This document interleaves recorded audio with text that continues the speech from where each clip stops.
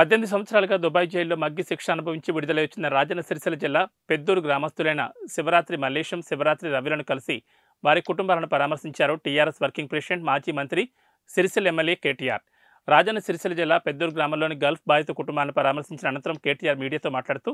లక్షల కుటుంబాలు ఇక్కడ నుండి వలస వెళ్లి గల్ఫ్ దేశాల్లోని ఎడారుల్లో పనిచేస్తున్నారని, ప్రస్తుతం తెలంగాణలో ఎన్నో అవకాశాలుండగా గల్ఫ్ దేశాల బాటపట్టి అక్కడ ఎన్నో కష్టాలను నోచుకుని భాష రాక ఎంతో ఇబ్బంది పడుతున్న వారికి ఇప్పుడు 18 సంవత్సరాల జైలు జీవితం అనుభవించి వచ్చిన వీళ్ల జీవితాలే ఉదాహరణని పేర్కొన్నారు. దశాబ్దాలుగా ఇక్కడ నుంచి మరి లక్షల సంఖ్యలో సోదరులు తమ భార్యా పిల్లల్ని విడిచిపెట్టి, కుటుంబాలను వదిలిపెట్టి గల్ఫ్ దేశాల్లో ఆ ఎడారుల్లో మరి ఒయాసిస్సులు వెతుక్కుంటూ, మెరుగైన అవకాశాలు వెతుక్కుంటూ లక్షల సంఖ్యలో దాదాపు 3.5-4 దశాబ్దాలుగా అక్కడ పోయి పనిచేస్తూ ఉన్నారు. అయితే గత 10 సంవత్సరాలుగా ముఖ్యంగా రాష్ట్రం ఏర్పడ్డ తర్వాత ఇవాళ తెలంగాణలో వ్యవసాయము బాగైంది, ఉపాధి అవకాశాలు బాగైనాయి. ఆ క్రమంలో అక్కడ ఇబ్బందులు పడుతున్న మా సోదరులు ఎవరైతే ఉన్నారో గల్ఫ్లో తమ భార్య పిల్లల్ని, కుటుంబాలకి దూరమయ్యి ఇవాళ ఏదో చేయాలని అక్కడ పోయి ఇబ్బందులు పాలవుతున్న సోదరులు ఎవరైతే ఉన్నారో వారందరికీ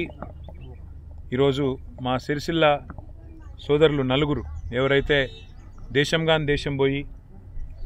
భాష రాక ఇబ్బందుల్లో పడి చివరికి జైలు పాలయ్యి 18 ఏళ్ళు తమ కుటుంబాలకు దూరమైన సోదరులు ఉన్నారో వారి జీవితమే మీకు ఒక గొప్ప ఉదాహరణ అనే మాట నేను మీకు విజ్ఞప్తి చేస్తూ ఉన్నా. ఎందుకంటే వాళ్ళ అన్ని అవకాశాలు ఇక్కడ పెట్టుకొని ఎక్కడికో పోయి మనం ఇబ్బందుల పాలయ్యి అనవసరంగా కుటుంబాలకు దూరమయ్యి తెలియని దేశంలో ఇరుక్కుపోయిన దానికంటే మన దేశంలో మన దగ్గరే మన పిల్లలతో మన కుటుంబాలకు దగ్గరగా ఉండి ఇక్కడ ఉండే అవకాశాలు వెతుక్కోవడంలో ఉండే ఆనందంగా ఇంకోటి కానీ ఎక్కడ ఉండదనే మాట కూడా మా సత్యం గారు, రాధారప్ సత్యం గారు, జువాడి శ్రీనివాస్ గారు, అక్కడ లాయర్ అనురాధ గారు, ఇంకా అక్కడ స్థానిక లాయర్లు కూడా, అక్కడ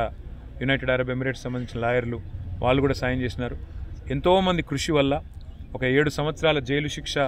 తగ్గి ఈరోజు 18 ఏళ్లకు, అంటే అది కూడా చాలా ఎక్కువ అయినప్పటికీ ఇంకో 7 సంవత్సరాలు శిక్ష కాలం ఉండగా వారు బయటికి రావడం, వారి కుటుంబాలతో మళ్ళీ తిరిగి కలవడం చాలా సంతోషంగా ఉంది. అందుకే వారిని కలవడానికి, వారిని పరామర్శించడానికి, కేవలం పరామర్శించడానికి మాత్రమే కాదు, వారి కాళ్ళ మీద వారు, ఎందుకంటే 18 ఏళ్ల తర్వాత తిరిగి వచ్చిన తర్వాత వాళ్ళకు కూడా ఇక్కడ ఏం చేయాలనో పాల్పోతలేదు. కాబట్టి వారి కాళ్ళ మీద వారు తిరిగి నిలబడడానికి కూడా నా వంతు ప్రయత్నంగా తప్పకుండా సాయం చేస్తానని చెప్పి వారికి నేను మాట ఇచ్చినాను. ప్రభుత్వాన్ని కూడా నేను కోరుతా ఉన్నాను, మీరు మాట ఇచ్చారు, గల్ఫ్ బాధితులకు సహాయం చేస్తామని చెప్పారు. తప్పకుండా మీరు కూడా మాట నిలుపుకుంటారని, నిలుపుకోవాలని మనస్ఫూర్తిగా నేను రాష్ట్ర ప్రభుత్వాన్ని కూడా కోరుతా ఉన్నా. తప్పకుండా నా తరపున వ్యక్తిగతంగా నేను కూడా వారు తమ కాళ్ళ మీద తాము నిలబడే విధంగా, స్వయం ఉపాధి అవకాశాలు అందిపుచ్చుకునే విధంగా మంచి ఏర్పాటు చేస్తానని వారికి మాట